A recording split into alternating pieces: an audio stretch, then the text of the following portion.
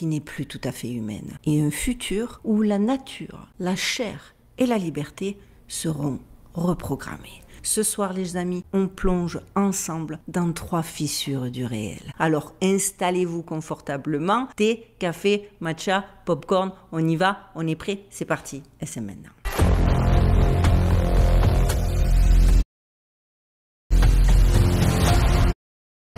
Dingue qui est en train de se propager un peu partout aux 4 coins des États-Unis. Dans plusieurs États, des gens ont effectivement commencé à voir des animaux avec des excroissances étranges, des cornes, des sortes de tentacules qui leur sortaient du visage. Regardez ces photos, il ne s'agit pas de Photoshop, il ne s'agit pas d'intelligence artificielle, c'est des photos qui pullulent actuellement sur les réseaux sociaux américains parce que des gens prennent ce type de petits lapins absolument déformés un peu partout aux 4 coins des États-Unis. C'est comme si la nature elle-même s'était transformée en laboratoire de science-fiction. Et alors c'est là que les experts sont intervenus et les experts, bien évidemment vendus au système, avec leur flegme nonchalant, j'ai envie de le dire comme ça, ont alors expliqué à la population qu'il fallait pas s'affoler, qu'il s'agissait, écoutez bien, d'un simple papillomavirus, une vieille maladie qu'on connaît ici aux États-Unis sous le nom de Jackalope disease. Enfin, là, ils disent que c'est une maladie. Moi, je pensais que c'était une légende urbaine, mais bon, maintenant, ils l'ont présenté comme une maladie. Et comme je ne suis pas américaine de souche, il y a peut-être des légendes vraies que j'ignore. Bref. Et donc, ils ont expliqué que oui, on en avait déjà entendu et que d'ailleurs, pour preuve, c'est justement cette maladie qui avait donné naissance à la légende du lapin à cornes. Donc, écoutez, selon eux, tout est naturel, circuler, il n'y a absolument rien à voir. Et puis rien à voir jusqu'à ce que les écureuils arrivent. Parce que oui, maintenant, c'est au tour des écureuils. Alors il faut quand même savoir que déjà en 2023, quelques cas avaient été signalés. On rapportait des animaux gris, recouverts de verrues purulentes, avec des zones de peau nue, des plaies ouvertes, et j'en passe. Sauf que depuis l'été 2025, ça explose de partout. Maine, Canada, réseaux sociaux inondés de photos, je vous le disais, des 4 coins des États-Unis. Des gens parlent d'écureuils zombies. Et encore une fois, les experts qu'on a sollicités répètent leur refrain. Ce n'est rien de nouveau, il s'agit juste encore d'un virus. Cette fois-ci, c'est pas le papillomavirus, c'est la fibromatose. Et on n'a pas à s'inquiéter. Sauf que, comme je vous l'expliquais, en 2003, il y avait déjà eu des cas, et qu'à l'époque, en 2003, ils n'ont jamais parlé de fibromatose. Donc là, il y a certaines autres spécialistes non vendus au système et qui avouent qu'ils n'ont pas d'explication, qui sont montés au créneau en leur disant « Attendez les gars, vous nous avez la fibromatose, ça sort d'où ?» En 2023, on avait déjà étudié les cas, on n'avait pas donné d'explication, et là, comme ça, en 2 temps, 3 mouvements, vous nous sortez un récit, un narratif qui semble pas argumenté de rien. Mais non. Les scientifiques alors on va leur accorder le bénéfice du doute et on va dire que c'est pour rassurer les populations, ils ont tenu bon, ils ont dit pas du tout, on vous dit c'est la fibromatose, ce n'est rien d'autre, encore une fois, circuler, il n'y a rien à voir. Mais malheureusement pour eux, tout à coup, une étude de l'Université de Californie à Davis et du Wisconsin a capturé des images d'écureuils en train de chasser, regardez ces photos, et de dévorer des campagnols dans le parc de Briones en Californie. Dans 42% des 74 interactions observées entre juin et juillet 2024, les petits écureuils mignons attaquaient vraiment, décapitaient et consommaient. Et je le répète, ça a commencé en 2024. C'est la première fois que l'on documentait un tel comportement pour des petits écureuils. Et cette fois-ci, personne ne peut monter au créneau en criant à la conspiration parce que c'est filmé. Et là, il y a des gens qui se sont mis à expliquer que des animaux, ces petits animaux, ces lapins, ces écureuils, étaient en fait en train de muter. Alors forcément, à partir du moment où on a invoqué une possible mutation, les questions ont commencé à fuser de toutes parts et les réseaux sociaux ont commencé à s'agiter. Muter en quoi? Est-ce que c'est un développement naturel? Est-ce que c'est une évolution naturelle? Expliquez-nous, parce que, et si ce n'était pas naturel? Franchement, moi, j'adhère plus au côté non naturel du phénomène. Parce qu'en même temps, les gens, on vit dans un monde où on libère des moustiques OGM censés éradiquer la dengue, où l'on trafique des tiques génétiquement modifiées pour lutter contre l'Lyme, où l'on déverse des tonnes d'insectes modifiés dans la nature au nom de la science. Alors, c'est pas si fou, d'imaginer que les mutations de ces pauvres petits écureuils et de ces pauvres petits lapins soient simplement un dommage collatéral de ces expérimentations. Et moi, je trouve que ça vaut beaucoup mieux, ne serait-ce que cette interrogation, elle vaut beaucoup mieux que toutes les explications de papillomavirus, de fibromatose, et j'en passe et des meilleurs. On sait aussi que les virus peuvent être des armes silencieuses. Pendant la guerre froide, rappelez-vous, les laboratoires travaillaient déjà sur des vecteurs animaux capables de contaminer des régions entières.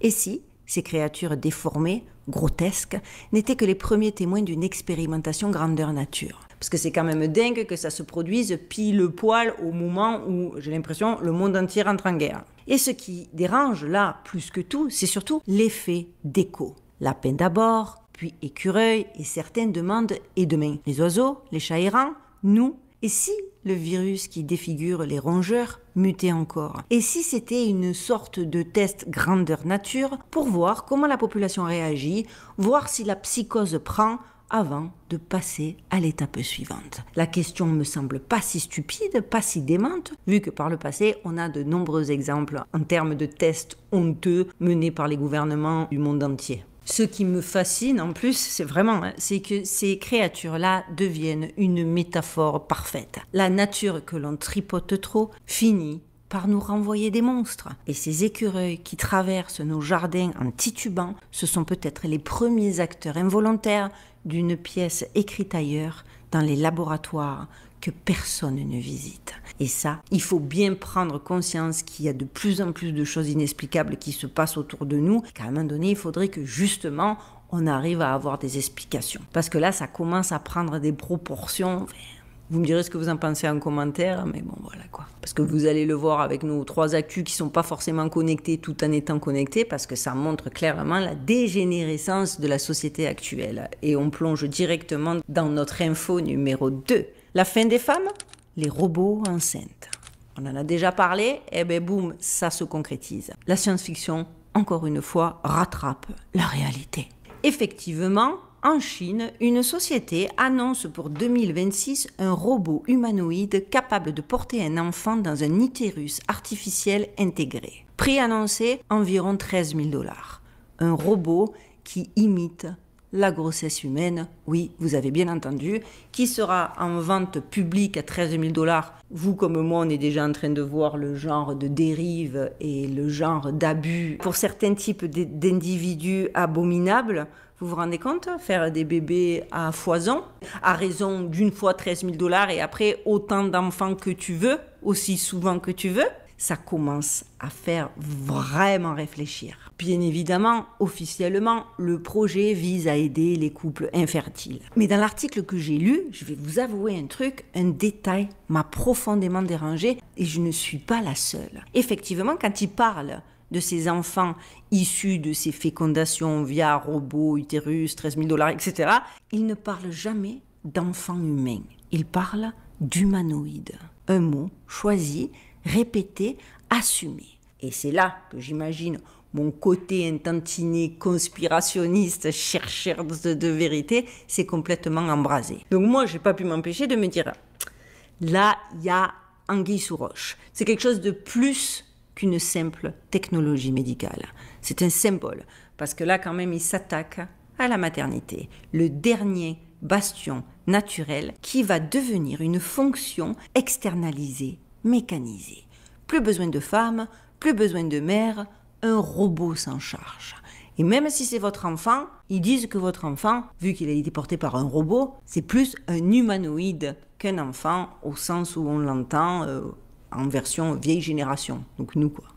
Et forcément, vous vous en doutez, c'est là que de vieilles théories refont surface. Celles qui prétendent que certaines personnalités publiques ne seraient plus tout à fait humaines et qu'elles seraient elles-mêmes déjà issues de ces systèmes. Parce que, encore une fois, je le répète, petite parenthèse, je le dis très souvent sur ma chaîne, ne croyez pas que nous sommes dans le secret des alcôves. Ne croyez pas que les choses, quand on nous les balance dans l'actualité et que ça fait des articles mainstream, dites-vous que si ça fuite, c'est que eux, ils sont déjà 10 steps plus loin. Donc nous, pour nous, c'est tout nouveau, mais il y a des gens qui ont dit imaginez. C'est peut-être ça, ces réponses mécaniques de certaines stars, ces bugs à la Katy Perry, parce que vous vous souvenez de Katy Perry. Perry en plein concert avec son œil qui a bloqué, incapable de cligner comme une poupée mécanique. Des dizaines de vidéos virales où des célébrités semblent bugger, figées comme des androïdes mal calibrés circulent. Donc forcément, certains se sont dit « Et si ce n'était pas juste des malaises ou des illusions d'optique? Et si certaines figures publiques avaient déjà été remplacées par des humanoïdes biologiques, fruits de ces mêmes technologies qu'on nous présente aujourd'hui comme une aide à la fertilité ?» Ne riez pas, c'est très très loin d'être idiot. Par contre, j'avoue, ça peut bousculer parce qu'on rentre ici dans un imaginaire terrifiant, celui où l'humanité est remplacée pièce par pièce. Après tout, pourquoi s'arrêter au ventre artificiel? On fabrique déjà des cerveaux miniatures en laboratoire, des organoïdes capables de développer une forme de conscience. Il y a même des chercheurs en 2003 qui ont bricolé des embryons sans ovules ni sperme. On fusionne des cellules humaines avec des cellules animales. J'ai déjà fait des vidéos, on en a parlé. On crée des chimères du coup dans le plus grand calme. Quand même, je sais que pour certains, ça va être genre « Oh mais c'est n'importe quoi ». J'ai envie de dire « N'importe quoi n'a qu'un œil ». Cette phrase ne veut rien dire, mais on se comprend. Alors forcément, moi, quand un article ose dire que des robots porteront des humanoïdes, je comprends que certains y voient une stratégie à peine voilée. Habituer l'opinion à l'idée qu'une partie de l'humanité de demain ne sera plus vraiment humaine. Des créatures artificielles conçues, programmées, obéissante, un cheptel de clones dociles, là où l'homme, malgré tout, reste assez imprévisible. Imaginez les parfaits petits esclaves, des consommateurs mi-humains, mi-machines, qui font pas de bruit, qui sont silencieux, qui contribuent à continuer à faire fonctionner cette matrice écœurante, et tout va bien dans le meilleur des mondes, et nous, on disparaît petit à petit. Et si tout cela n'était qu'une étape vers un remplacement progressif, certains se le demandent, et je trouve qu'au final, c'est pas si alarmiste. Une humanité où les femmes deviennent obsolètes, où la reproduction est centralisée, contrôlée, optimisée, et où du coup, l'élite peut littéralement façonner ses héritiers. Et moi, je pense que vous l'avez vu aussi avec mes photos, les photos que je vous ai mis en illustration, je pense qu'il y a de quoi vraiment se poser la question. Parce que de toute façon, chaque fois, il pousse le curseur encore plus loin. Donc moi, je veux bien qu'on dise c'est n'importe quoi, mais à force que les chercheurs de vérité et autres conspis aient raison, faudrait peut-être s'attarder 2 minutes sur certaines conspirations, surtout lorsqu'elles sont aussi bien argumentées que celles que je viens de vous démontrer. Et malheureusement, ça va pas baisser en intensité et on s'attaque directement à notre actualité numéro 3. Bill Gates, le tatouage électronique et l'agenda 2030. Vous le savez, c'est mon meilleur ami Bill Gates, ou Kill Bill, comme j'aime l'appeler, fait encore parler de lui et comme d'habitude, c'est jamais pour le bien. Alors là, il s'est vanté. Il a expliqué, j'en avais déjà parlé dans des vidéos, mais ça se confirme, ça se précise et ça arrive, un nouveau système de tatouage électronique éradiquera la non-conformité à l'agenda 2030. 18 août 2025, alors que tout le monde regarde ailleurs, Bill Gates travaille fébrilement dans l'ombre pour tuer le smartphone et le remplacer par une toute nouvelle technologie. Des tatouages électroniques implantés sous votre peau. Selon Gates, la vie telle que vous la connaissez sera bientôt impossible sans eux. Des identités numériques fusionnées à votre corps, une version moderne de la marque de la bête, contrôlant l'accès à tout. Travail, voyage, argent, voilà ce qu'il a prévu pour vous. Et je vous rappelle que ce n'est pas la première fois qu'on en parle. Cela fait même des années que sur ma chaîne et bien d'autres lanceurs de vérité mettent en garde contre ce système de la bête. Et malgré tout, on dirait bien qu'il prend maintenant forme. La question est, est-ce que vous allez résister ou serez-vous forcé de vous y conformer? Vous le savez, depuis plus d'1 décennie, les smartphones façonnent notre quotidien. Mail, réseaux sociaux, cartes, banques, communication, etc., etc. Mais Gates affirme que cette ère touche à sa fin, et pas par hasard. Son objectif, éliminer le smartphone et le remplacer, je vous le disais, par quelque chose de bien plus invasif. Des tatouages électroniques. Une technologie conçue pour se fusionner à votre corps. Développé par Chaotic Moon, puis racheté par Accenture, ces tatouages promettent communication instantanée, accès à Internet et surveillance médicale. sans écran, sans appareil visible, jusque par la force de votre volonté. Mais voilà où ça devient sombre. Ils ne sont plus dans votre poche, mais sous votre peau. Une addition permanente à votre organisme. Toujours allumé, toujours connecté, toujours en train de vous surveiller. Déjà qu'on se plaint que nos téléphones nous espionnent, que les trucs là, les Google, les Alexa, etc. pareil, je vous explique pas, avec des trucs sous la peau. Bien évidemment, les élites présentent cela comme élégant, subtil, beaucoup plus pratique et beaucoup plus intuitif. Alimentés par de minuscules nanocondensateurs, ils n'ont pas besoin de batteries encombrantes et c'est même bien et mieux pour bien évidemment l'empreinte carbone. Invisible, mais reliant votre corps à la grille mondiale. Une fois que cette technologie deviendra votre identité numérique, il n'y aura plus, et ça il faut bien le comprendre, de déconnexion possible. Pas de bouton off, pas de possibilité de refus, rien de tout ça. Par contre, eux, ils pourront vous tourner off s'ils le décident. Et ça, je pense que c'est le vrai projet. Donc non, ce n'est absolument pas de la commodité comme ils veulent nous le faire croire, c'est du contrôle. Rappelez-vous en plus, pour ceux qui n'auraient pas vu la vidéo, je vous la mets en barre de description, mais je vous fais quand même un rapide récapitulatif parce que, comme je ne crois pas aux coïncidences, voilà une belle évidence qui nous sert à bien cerner les véritables motivations de Bill Gates. Rappelez-vous donc la marque de la bête et le brevet de Bill Gates. Un brevet peu connu, US 0606060, décrit un système soi-disant de crypto-monnaie utilisant des données d'activité corporelle. Et devinez quel nom figure sur ce brevet? Bien évidemment, Bill Gates. Ce brevet annonce un futur où vos mouvements, vos signaux biologiques, vos ondes cérébrales seront exploités et monétisés. Autrement dit, votre corps devient la batterie. Relié au tatouage électronique et aux technologies ingérables, déjà en validation par la FDA, ce système transforme littéralement la marque de la bête en réalité. Ceux qui ne voient pas de quoi je parle, allez regarder la vidéo parce que c'est clairement ce qui est décrit dans la Bible et quand vous regarderez la vidéo, vous comprendrez. En gros, pour la faire courte, contrôle total et soumission obligatoire. Les promoteurs de ce système l'admettent ouvertement. Les enfants seront ciblés pour être conditionnés dès le plus jeune âge à accepter cette marque numérique. Sans cette marque, plus d'accès à votre identité, à votre argent, à vos placements, à votre vie sociale. Obéis ou sois exclu. L'eurodéputée Christine Henderson a tiré d'ailleurs la sonnette d'alarme. Si Gates et les élites imposent cette technologie et que le public se soumet, l'humanité sera plongée dans une obscurité dont elle ne reviendra jamais. C'est pas mes mots, ce sont les mots de Christine Henderson.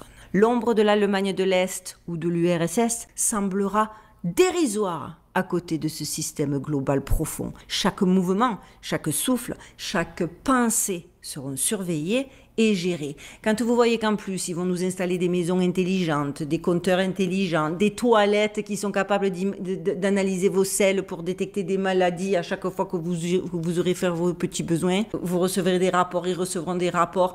Donc, genre, imaginez, à un moment donné, il va y avoir des catégories de gens. Les gens en bonne santé, les gens pas en bonne santé, donc les gens dont on peut se passer. Mais ça va devenir... On y est, hein. On n'est pas en train de parler de science-fiction, même si ça en a tout l'air. Et moi, je dis que, encore une fois, ceci est la porte ouverte à tout ça. Parce qu'il faut que vous compreniez, les amis, la mise en place de ce système n'est plus une question de si, mais une question de quand. Les élites préparent déjà une immense opération psychologique pour convaincre les masses d'abandonner leur smartphone au profit de leur technologie implantée sous la peau. Elon Musk en fait partie, parce que je sais qu'il y en a qui croient toujours que le gars, il bosse pour le bien de l'humanité. Arrêtez. Je suis encore dans l'expectative, mais bon, il y a de plus en plus d'indices qui montrent que le monsieur, il n'est pas fan de l'humanité comme on l'entend. Par contre, la seule chose qu'il faut bien comprendre et qu'il est important de souligner, c'est qu'ils ne réussiront que si nous obéissons. Ils ne gagneront que si nous nous taisons. Refuser.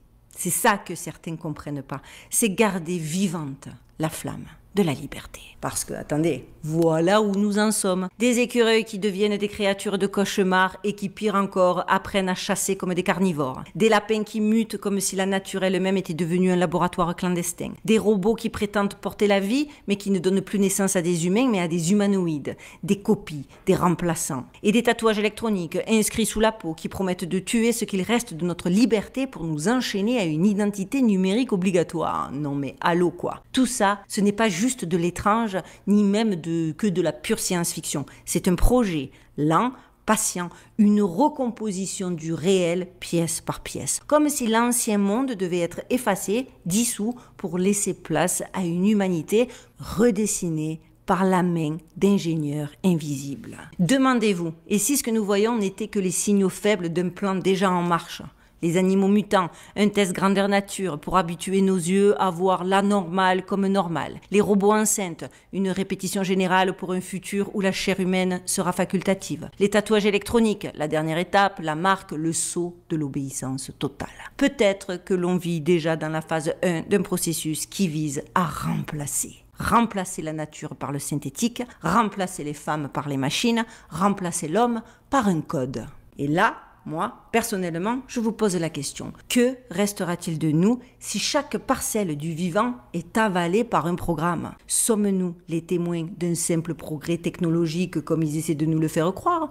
Ou les cobayes consentants d'un scénario écrit depuis bien longtemps ? Quoi qu'il en soit, les dystopies, vous le savez, ne commencent jamais par une grande annonce. Elles commencent par de petites anomalies qu'on laisse passer. Un lapin cornu, un écureuil malade, une célébrité qui bug à la télé, un brevet oublié, parce que ça fait très longtemps, même moi que j'en ai parlé, qui porte le chiffre 666. Et quand on se retourne et qu'on se dit « mais attendez là, il n'y a pas », c'est déjà malheureusement trop tard. Alors je vous le dis les amis, ne fermez pas les yeux, parce que l'histoire qu'on nous raconte n'est peut-être clairement pas la vraie. Et ce que nous appelons étrange aujourd'hui pourrait bien être la nouvelle normalité de demain. Et de cette normalité, personnellement, je n'en veux pas.